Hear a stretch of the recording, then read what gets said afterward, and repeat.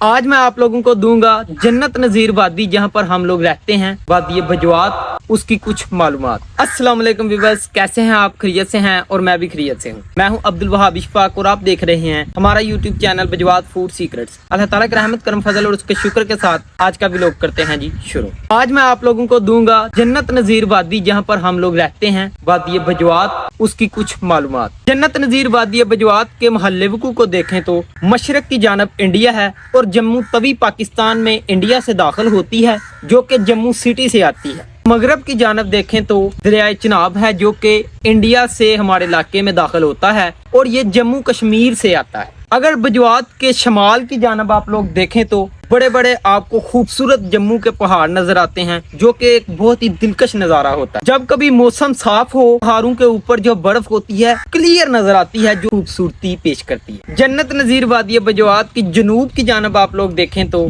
बहुत ही खूबसूरत दरिया तवी गुजरती है, जो मशरक से जम्मू सिटी से पाकिस्तान यानी हमारे इलाके में दाखिल होती है। दरिया तवी पहले ऐसे है सीधा, फिर ये कट कर हमारे इलाके को ऊपर से घेर कर जाती है हैड मराला के मकाम पर। दरिया चिनाब और दरिया तवी हैड मराला के मकाम पर ये आपस में जम हो जाते हैं।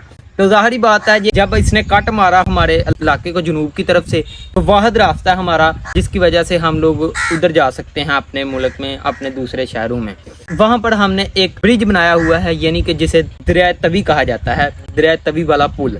उसके ऊपर से ही हमारे मवेशी वगैरह, हमारी आमदोरफ्त, हर चीज़ तकरीबन हमारी पुल के ऊपर से गुजर कर होती है। वो वाहिद रास्ता है। इसके अलावा एक चेयर लिफ्ट लगी हुई है, जिसके ज़रिए से सिर्फ आदमी और एक बाइक वगैरह आप इधर से उस साइड पर दूसरे शहरों की तरफ लेकर जा सकते हैं, और दूसरा कोई रास्ता है। सादा लफ्जों में जी हमारे इलाका बजवात का महल्ले वकू ये है कि 3 हिस्सों में इंडिया है, यानी मशरक, मगरब, शमाल की जानब इंडिया है और वाहद जनूब की जानब पाकिस्तान है। और ये है जी हमारे इलाका बजवात का महल्ले वकू। अगर पाकिस्तान पंजाब के महल्ले वकू की जानब देखें तो हमारा इलाका पाकिस्तान के शमाल में वाक़ है। हमारा इलाका बजवात की 85 छोटे बड़े गाँव पर मुश्तमिल है और इन्हें तकसीम किया गया है 3 यूनियन कौंसलों पर। Union council number 1 Kachhiman, union council number 2 Phuklian, union council number 3 Wadgran. तीनों यूनियन कौंसल यानी कि हमारे इलाका बजवात की आबादी तकरीबन 1 लाख है। यूनियन कौंसल नंबर 1 यानी कच्छीमान, जहां पर हम लोग भी रहते हैं, जो हमारी भी यूनियन कौंसल है।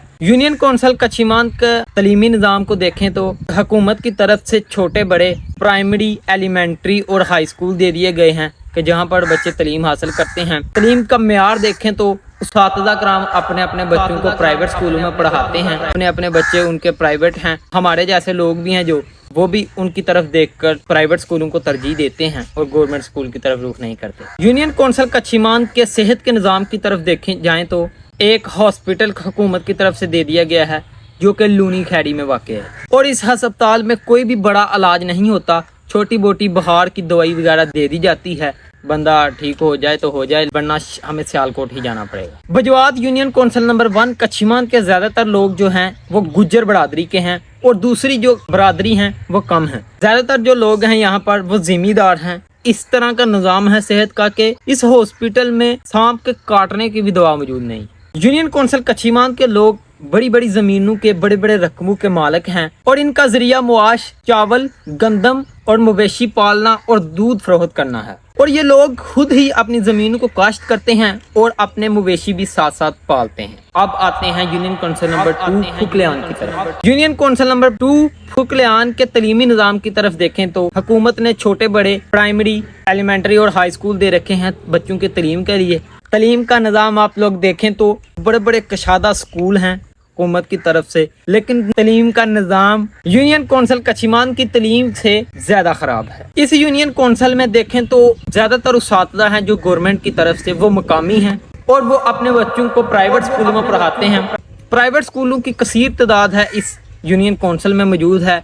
बड़ी बड़ी आलीशान बिल्डिंगें तैयार की गई हैं। बहुत ही अच्छे अच्छे स्कूल इस यूनियन कौंसल में वाक़ हैं और जितने भी अच्छे अच्छे स्कूल हैं इस यूनियन कौंसल में वो सब के सब प्राइवेट हैं, जहां पर गवर्नमेंट टीचर्स के बच्चे पढ़ते हैं। और यही वजह है कि यहाँ पर रहने वाले लोग भी अपने बच्चों को प्राइवेट स्कूलों में पढ़ाते हैं। बजवात की यूनियन कौंसल नंबर 2 फुकलियान के ज्यादातर जो लोग हैं राई, गुज्जर, मलक, राजपूत, शेख, कुरैशी बरादरी के हैं। زیادہ تر یہ لوگ زمیندار نہیں ہیں اور نہ ہی زیادہ زمین کے مالک ہیں. یہ لوگ کاروباری ہیں, دکاندار ہیں اور کچھ لوگ محنت مزدوری کے سلسلہ میں روزانہ کی بنیاد پر سیالکوٹ جاتے ہیں اور روزانہ کی بنیاد پر واپس آتے ہیں. صحت کے نظام کی طرف دیکھیں تو اس یونین کونسل میں بہت بڑا ہاسپٹل موجود ہے. کالیاں سرکاری ہے, اس میں بھی اتنا خاص کوئی علاج نہیں کیا جاتا.